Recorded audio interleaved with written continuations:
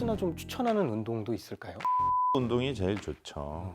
좀 일조량도 쪼여주고 그래야 불면증도 안 생기고 몸을 2차적으로 다치지 않게 하기 위한 범위 내에서 과격하지 않은 운동을 규칙적으로 하는 게 좋고요. 선생님 안녕하세요. 네, 안녕하세요. 선생님, 제가 주변에 이 암 환자들이 몇 분 계신데 어떤 사람은 수술로 암을 치료를 하고 어떤 사람은 방사선 치료를 한다고 그러고 어떤 사람은 항암 치료를 한다고 하고 이 세 가지는 좀 어떻게 다른가요? 일반적으로 조기면은 한 가지 치료로 끝나기도 하지만 대부분 어느 정도 진행된 병기라고 하면 한 가지 치료보다는 같이 치료했을 때 치료 성적이 좋다는 게 많은 연구에서 밝혀져 있어요. 대부분은 우리가 암을 고형암하고 혈액암으로 나누는데 혈액암은 대부분 전신에 피가 통하는데 암세포도 전신에 있으니까 전신적인 항암 치료가 약물을 투여하는 게 기본이 되고, 고형암이라고 하면은 기본적으로 수술이나 방사선 치료나 이런 것들을 1차적으로 고려하게 되죠. 제 주변에 항암 치료를 받는 지인이 있어요. 근데 사실 그 기간 동안 굉장히 힘들어 하더라고요. 근데 이 항암 치료라는 게 왜 힘든지 궁금해서 왔거든요. 암세포를 죽이는 약이거든요. 그러니까 세포를 죽이는 약이죠. 그런데 암세포만 세상에서 죽이는 약은 없어요. 그러다 보면 정상세포도 죽을 수 있거든요. 정상세포에 손상을 주니까 사람이 이제 몸이 힘든 거죠, 1차적으로. 이제 그 다음에 우리가 흔히 알고 있는 부작용들이 있죠. 점막들이 일단 손상이 생기니까 미각도 변하고 입안도 헐고 위염이 생기면은 소화도 안 되는 느낌도 나고 답답하고 그런 증상들이 생기는 거고요. 이제 사실 기술이 많이 발전했잖아요. 딱 그 암세포만 죽이는 그런 아직 약들은 없나요? 그거 이제 표적 치료제라고 해서 네. 대표적으로 글리백이라는 약이 시초였다고 볼 수 있는데, 조금 더 표적에 친화적이라는 것이지 암세포만 딱 공격하고 정상세포는 전혀 부작용을 유발하지 않는, 손상을 주지 않는 그런 약은 없고요. 부작용도 딱 없고 이런 건 사실은 없군요.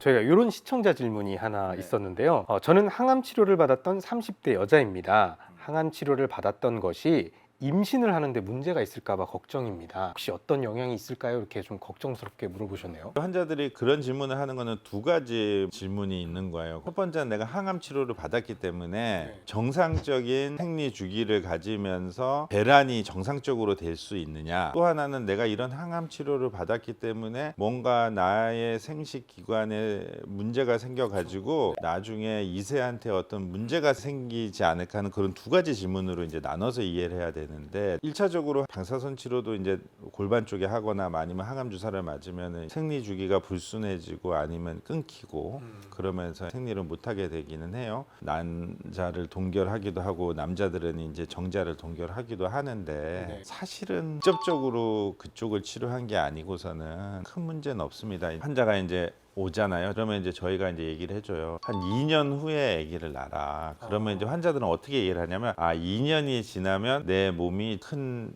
문제가 없고 정상적화 되어서 아기를 낳아도 애가 큰 문제가 없는 애가 태어나겠구나 이렇게 생각하는데, 실제로는 이제 의사들은 그런 이유들 때문에 2년 후에 아기를 가지세요 하는 게 아니고, 암이라는 게 한 2년 안에 재발할 가능성이 제일 높아요. 예를 들면은 암 치료를 받은 암 환자인데 아기를 낳았는데 재발을 하거나 낳았는데 또 그분이 잘못되면 그 아기도 또 사실은 문제가 생기고, 이런 복잡한 문제들이 생기니까 그 기간 동안에는 애를 갖지 않는 게 좋겠다 하는 그런 이유로 하는 거고요. 사실은 뭐 암 치료를 받았다고 해서 아기를 당장 가지면 큰일 나고 그런 건 아니에요.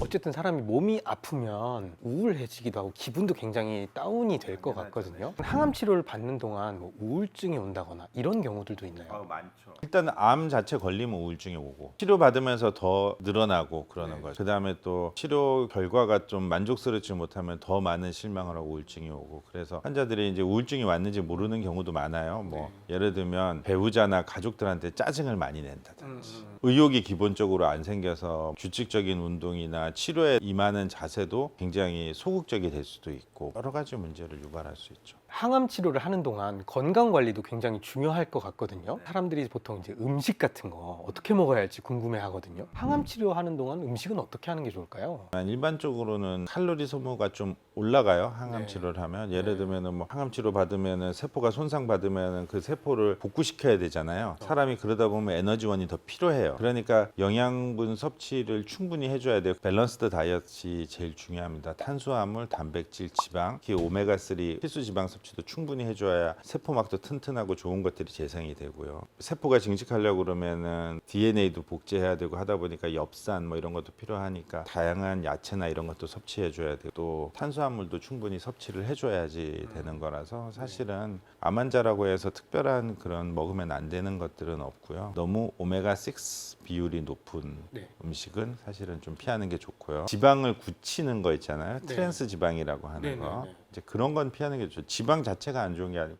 운동을 하기도 해야 될 것 같은데 너무 과격한 운동을 하면 또 안 좋을 것 같고 혹시나 좀 추천하는 운동도 있을까요? 유산소 운동이 제일 좋죠. 일조량도 쪼여주고 그래야 불면증도 안 생기고 또 뭐 자전거 같은 것들도 좀 타도 좋은데 몸을 2차적으로 다치지 않게 하기 위한 범위 내에서 과격하지 않은 운동을 규칙적으로 하고 운동을 한다는 것들이 갖는 긍정적인 효과는 운동 능력이 좋아지는 것들도 있을 거예요. 그렇지만 운동 능력이 좋아진다고 해서 암 치료나 암 결과에 더 좋아지는 건 없어요. 가만히 누워 있는 것보다는 기초 체력이 있어야 치료도 좀 받을 수 있고 받는데 도움이 되고 하니까 꾸준한 어떤 운동을 해주는 건 상당히 좋다고 생각하죠. 네, 선생님 오늘 제가 질문은 다 끝났고 마지막으로 한 줄 처방전 네. 부탁드리겠습니다. 우리가 항암 치료를 받으러 가는 병원에는 경험이 풍부한 의사, 간호사, 또 임상병리사 여러 계층의 의료진들이 거기에 있고 또 문제가 생겼을 때 해결할 수 있는 장비, 시설 이런 것들이 있으니까 그 치료에 대한 두려움이나 공포를 가질 필요 없고 또 너무 겁내하지 말고 치료받으면 된다. 많은 분들께 희망이 되는 그런 말씀일 것 같아요. 네, 선생님 오늘 저희 항암 치료에 대해서 궁금한 게 많았는데 잘 해결해 주셔서 감사합니다. 저희만 가보겠습니다. 고맙습니다. 네.